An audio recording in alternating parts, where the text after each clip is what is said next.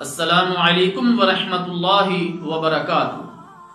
الحمدللہ رب العالمین والعاقبۃ للمتقین نبینا محمد وعلی آلہ واصحابہ اجمعین۔ اللہم صلی علی محمد وعلی آل محمد۔ محترم سامعین کرام، نشہ آور چیز کی اتنی مقدار جس سے ہوش و حواس قائم رہیں، استعمال کرنے پر اس وقت تک کی نمازیں قبول نہیں ہوتی جب تک کہ نشہ آور چیز کا اثر باقی رہے۔ نشہ آور چیز کی اتنی مقدار جس سے ہوش و حواس قائم نہ رہیں، استعمال کرنے پر 40 دن تک نماز قبول نہیں ہوتی۔ نشہ آور چیز استعمال کرنے کے دوران مرنے والا شخص کافر کی موت مرتا ہے۔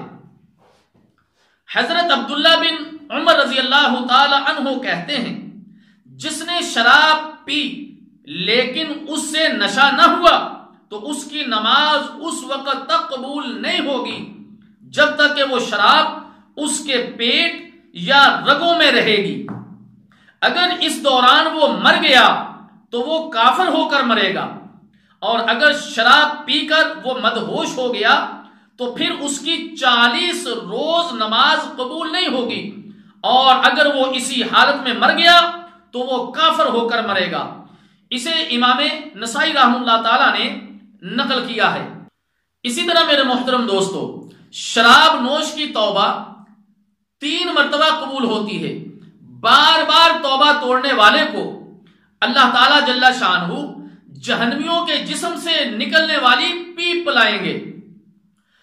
سیدنا عبداللہ بن عمر رضی اللہ تعالی عنہ کہتے ہیں، رسول اللہ صلی اللہ علیہ وسلم نے ارشاد فرمایا، جس نے شراب پی اس کی 40 روز تک نماز قبول نہیں ہوگی۔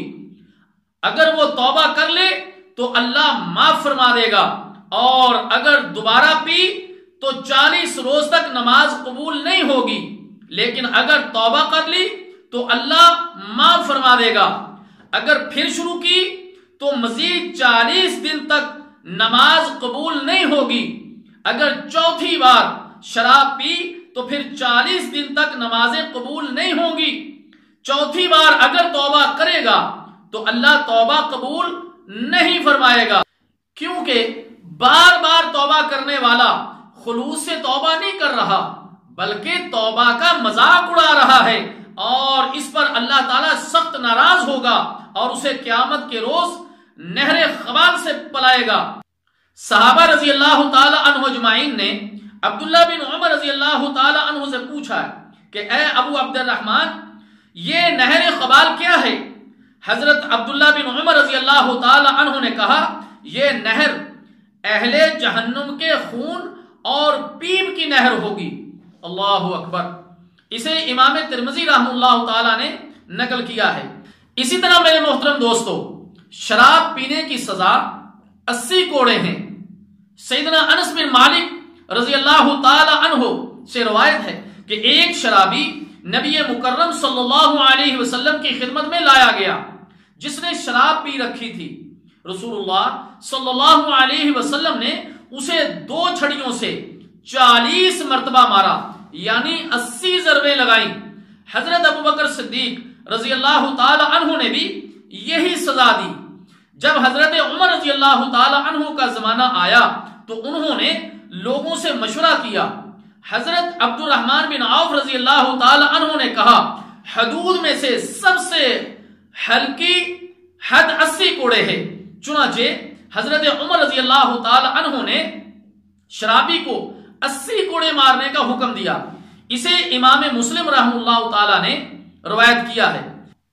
اسی طرح میرے محترم دوستو، پہلی، دوسری اور تیسری بار شراب پینے والے کو کوڑے مارے جائیں گے، اور چوتھی بار اس کو قتل کر دیا جائے گا۔ سیدنا ابن عمر رضی اللہ تعالی عنہ اور صحابہ رضی اللہ تعالی عنہ اجمعین کی جماعت سے روایت ہے کہ رسول اللہ صلی اللہ علیہ وسلم نے فرمایا، جو شراب پیے اسے کوڑے مارو، دوسری بار پیے پھر کوڑے مارو، تیسری بار پیے پھر کوڑے مارو، اور چوتھی بار پیے تو اسے قتل کر دو۔ اسے امام نسائی رحمہ اللہ تعالیٰ نے نقل کیا ہے۔ ہم اللہ تعالیٰ جل شانہ سے دعا کرتے ہیں کہ اللہ مسلمانوں کو اس الخبائث سے بچنے کی توفیق عطا فرمائے۔ والسلام علیکم ورحمۃ اللہ وبرکاتہ۔